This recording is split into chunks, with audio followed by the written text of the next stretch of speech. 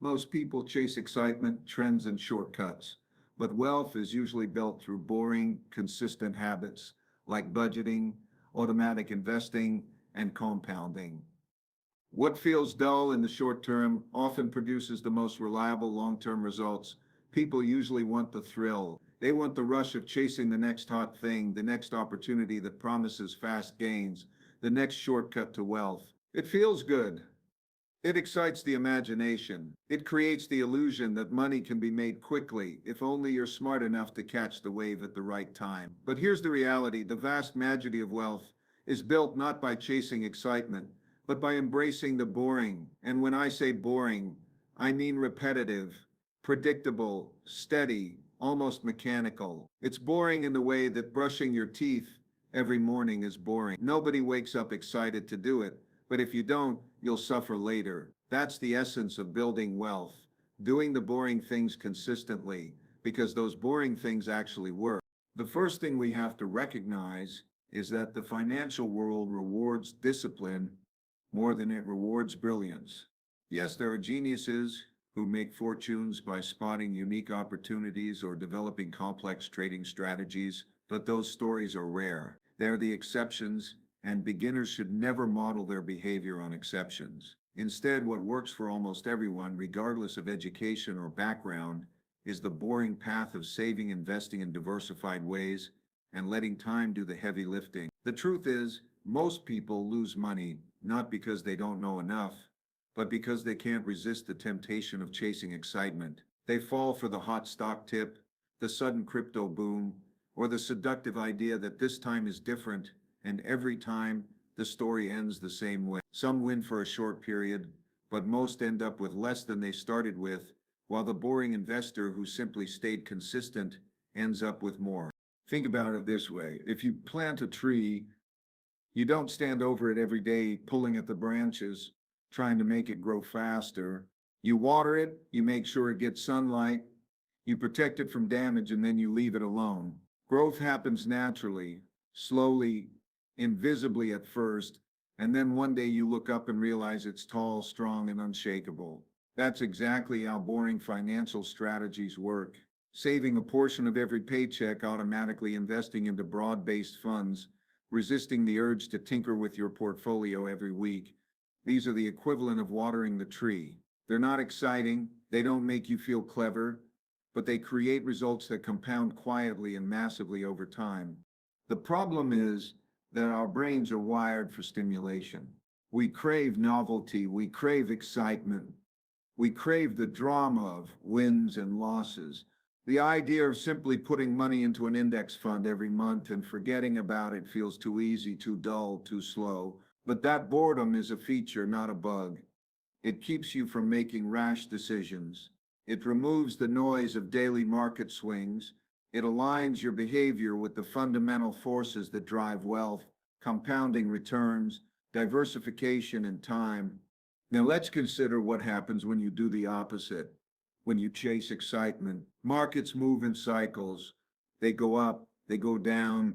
Exciting investments, meme stocks, speculative coins, get rich quick schemes are usually born in the upswings when everyone feels euphoric and invincible. Beginners rush in at that point because the story feels too good to miss. But by the time the masses are chasing, the best opportunities are usually already gone. What comes next is the inevitable downswing, and those same beginners who got in late are the ones who suffer the sharpest losses. In contrast, the boring investor who never chased anything, who simply kept buying regardless of the cycle, ends up ahead because they didn't let excitement cloud their judgment.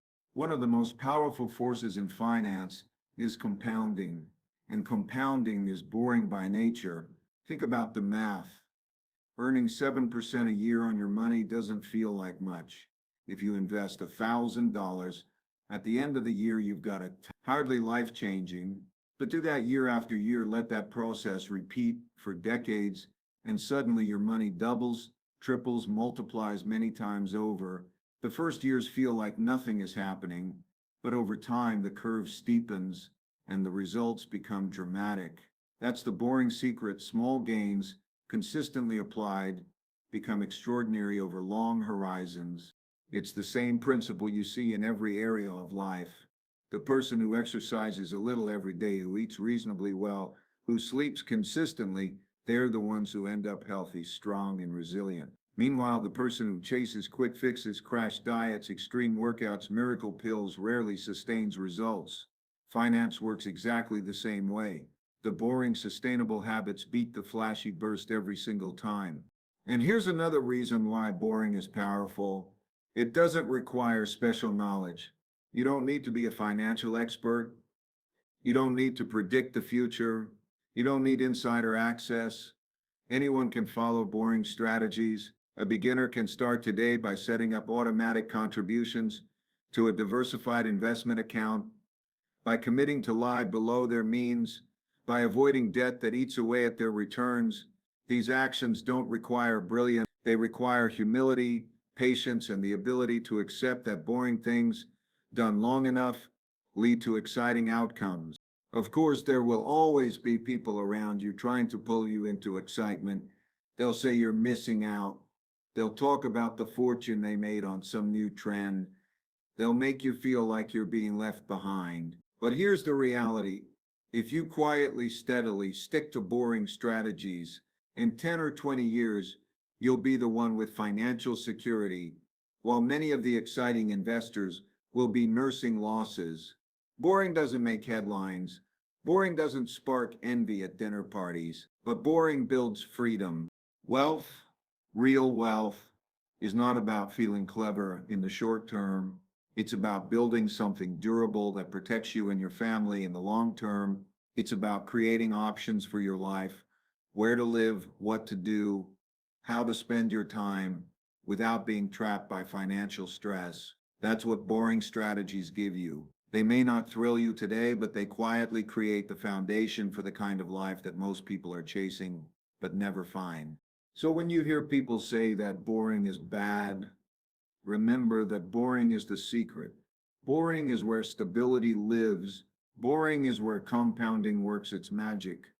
Boring is where beginners who might not know much can still win over time. It's not about outsmarting the market, it's about outlasting it. And the way you outlast it is by embracing the boring path that day after day, year after year, moves you closer to real wealth.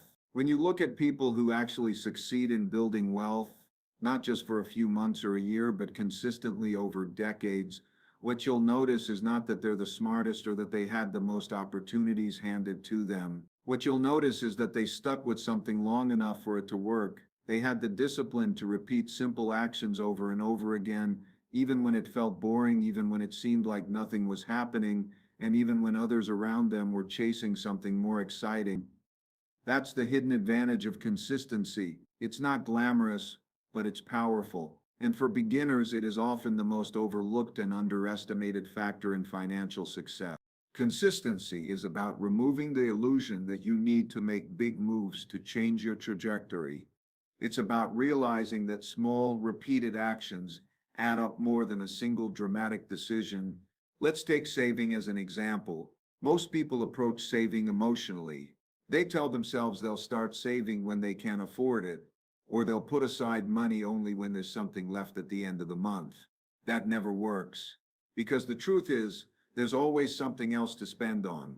The consistent saver, on the other hand, treats saving as automatic, like paying rent or buying groceries. They don't wait for extra money.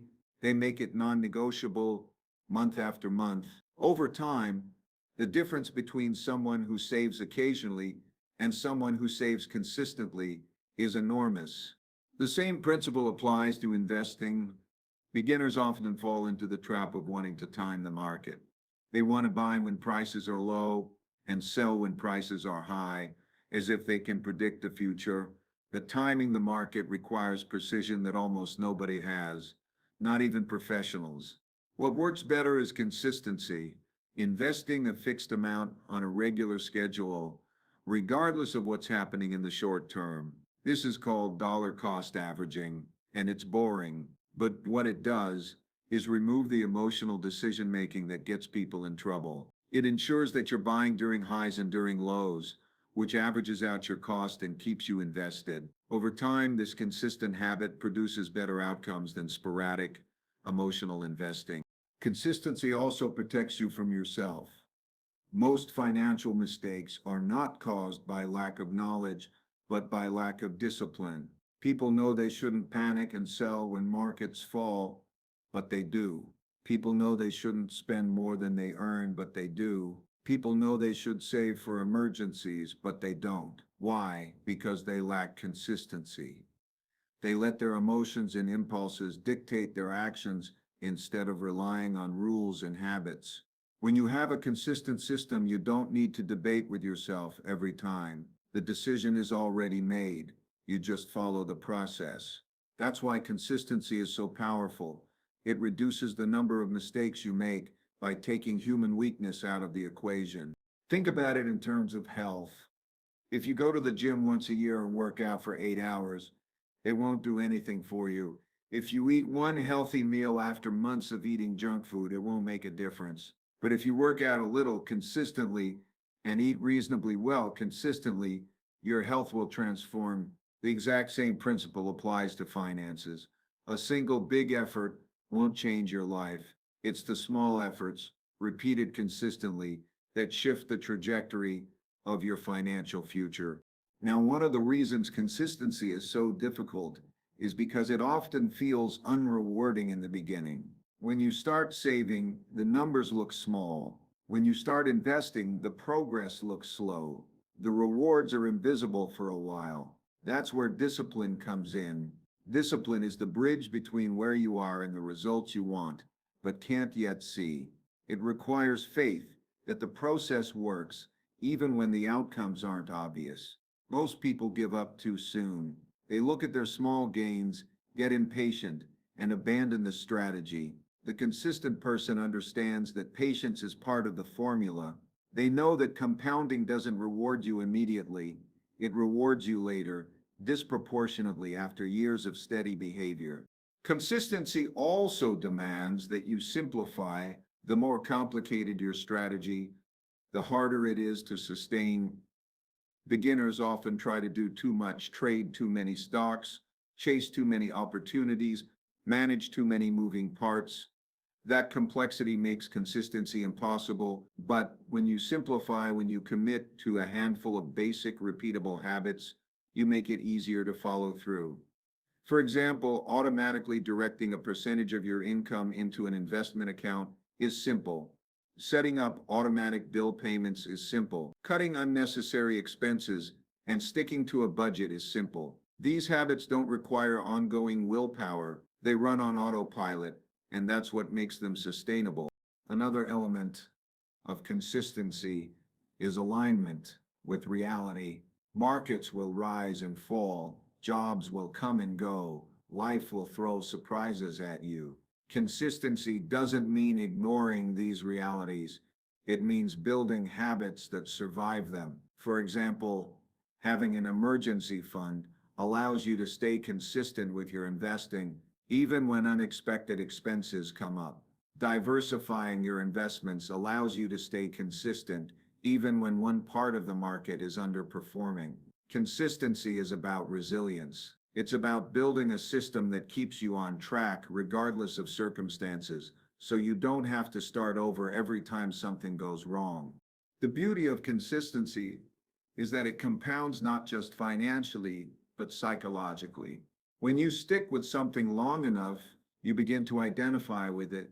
You see yourself as the kind of person who saves, who invests, who manages money wisely. That identity reinforces the behavior, making it easier to sustain. And once you've built that habit of consistency in one area, it often spills into others.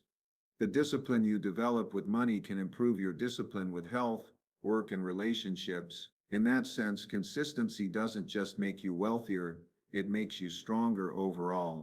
So if you're a beginner, the lesson is this: don't underestimate the power of showing up consistently. Don't get seduced by the idea that one big decision will change your financial life. That's rarely how it works. Instead, commit to the boring, steady habits that don't look exciting but always deliver over time. Automate your savings, invest on a schedule, Avoid unnecessary debt. Live slightly below your means. These are simple actions, but when done consistently, they create extraordinary results. The world is full of people who start strong and quit early. The ones who win are the ones who keep going. That's what consistency is, the quiet, steady force that carries you past impatience, past distraction, past temptation, until one day you look back and realize that what once felt small has grown into something substantial. Wealth, freedom, and stability are not built overnight. They're built through years of consistent, disciplined action. And the good news is anyone can do it. You don't need luck. You don't need genius. You just need the discipline to do boring things consistently and let time take care of the rest. One of the hardest parts of managing money isn't about numbers. It isn't about spreadsheets or financial products. It's about the emotions we bring into the process. Money is deeply tied to our fears, our desires, our sense of security, and our sense of identity. And because of that, most people make decisions that are emotional rather than rational. They panic when prices fall, they get greedy when prices rise, they hesitate when they should act,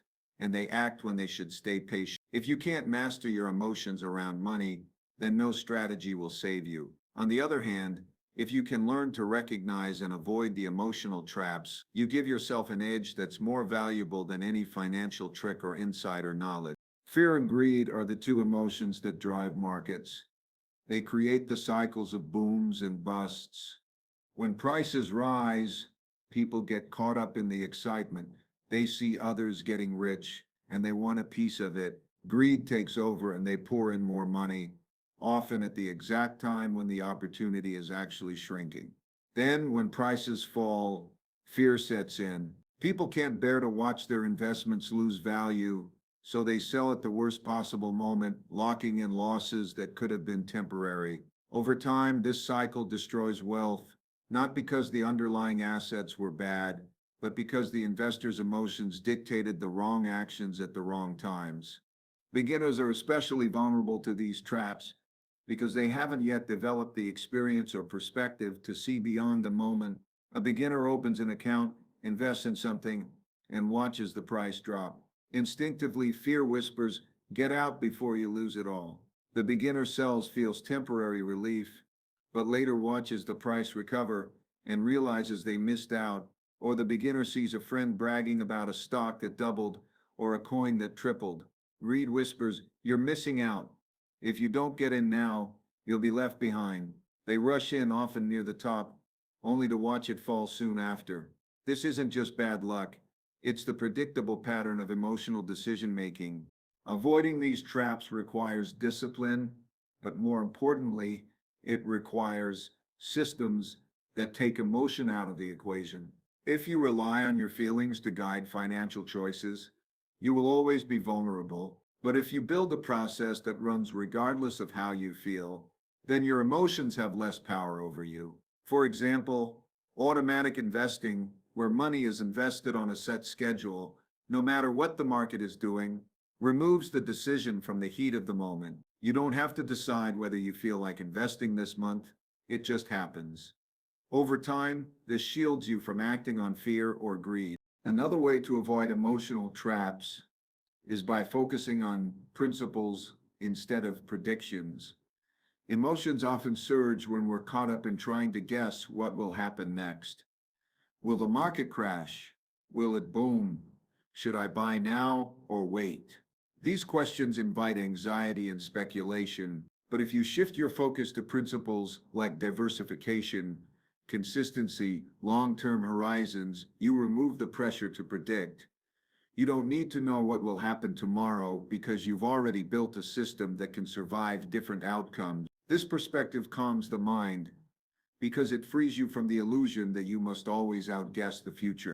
Patience is another antidote to emotional traps. The truth is that markets fluctuate. They rise, they fall, sometimes sharply.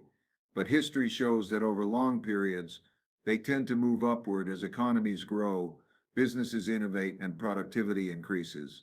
When you remember this, a market downturn doesn't feel like the end of the world. It feels like a normal part of the process. Patience allows you to hold steady while others are panicking. And that steadiness over time is what separates those who build wealth from those who lose it. There's also the emotional trap of comparison. Seeing what others are doing can be dangerous. When someone around you seems to be making fast money, it triggers envy and insecurity. You feel like you're missing out, even if your own plan is working just fine. Comparison pushes you to abandon a good strategy in favor of chasing someone else's. But here's the truth: you don't know the full story of their situation.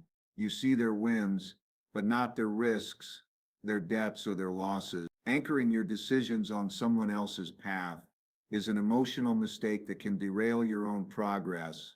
The antidote is to stay focused on your principles and your goals, not someone else's journey. Another trap is overconfidence. When things go well, it's easy to believe you're smarter than you are. A beginner might get lucky with an early investment and think they've cracked the code. That overconfidence leads them to take bigger risks, borrow more money, or concentrate their portfolio too narrowly. Eventually, when luck runs out, the consequences are severe. The lesson here is humility. No matter how much you think you know, the markets are bigger than you. The moment you let pride and overconfidence guide your actions, you expose yourself to unnecessary risk. Humility protects you by keeping your decisions grounded in reality rather than ego. Let's not forget the trap of impatience. Wealth takes time to build. It doesn't happen overnight. But our culture celebrates speed and instant gratification. People want results now. They want their investments to double in months, not decades. This impatience pushes beginners into risky ventures that promise fast returns.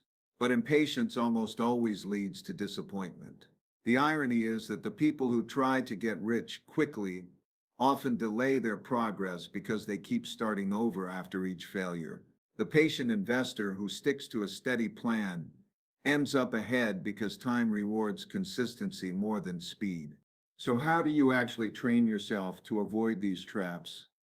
It starts with self-awareness. You need to recognize when emotions are influencing your thoughts. Notice the urge to sell when prices drop.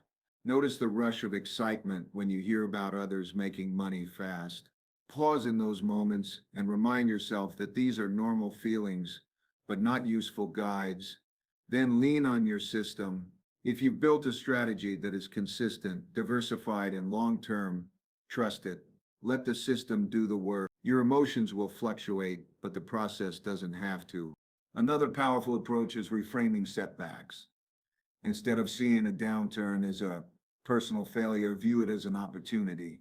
A market drop is not a reason to panic. It's a chance to buy at a discount. A period of stagnation is not wasted time. It's the compounding process quietly at work. By reframing, you reduce the emotional sting and strengthen your patience. The truth is, the greatest danger to your financial success is not the market, not inflation, not taxes. It's your own emotions. If you let them control you, you'll sabotage yourself. But if you can master them, or better yet, build systems that bypass them, you gain a tremendous advantage. You'll stay calm when others panic. You'll hold steady when others chase. You'll keep moving forward while others keep starting over. The world of money will always tempt you with noise, with fear, with greed. Those forces will never disappear. But you don't need to eliminate them. You only need to resist them. And the way you resist is by knowing that emotional traps are predictable, by preparing yourself in advance, and by anchoring your behavior to principles instead of feelings. In the end, the winners are not the ones who felt the least fear or the least greed. The winners are the ones who acted least on those feelings. The compounding effect is one of those forces in life that looks ordinary at first glance, almost too simple to be powerful. But when you give it time, you realize it's extraordinary. Most people underestimate it because in the beginning it feels invisible, like nothing is really happening. But compounding is one of the most reliable ways to turn small, consistent actions into life-changing outcomes. It's not exciting, it's not fast, but it's the closest thing to magic that exists in the financial world. And once you understand it, you realize why embracing boring, steady strategies is the smartest thing you can do. Compounding is the process where your money earns returns, and then those returns earn returns, and the cycle repeats. It doesn't just grow, it accelerates. At first, the growth is slow, almost frustratingly slow, but as the years go by, the curve bends upward and the growth becomes exponential. The difference between someone who starts early and lets compounding work for decades versus someone who waits is staggering.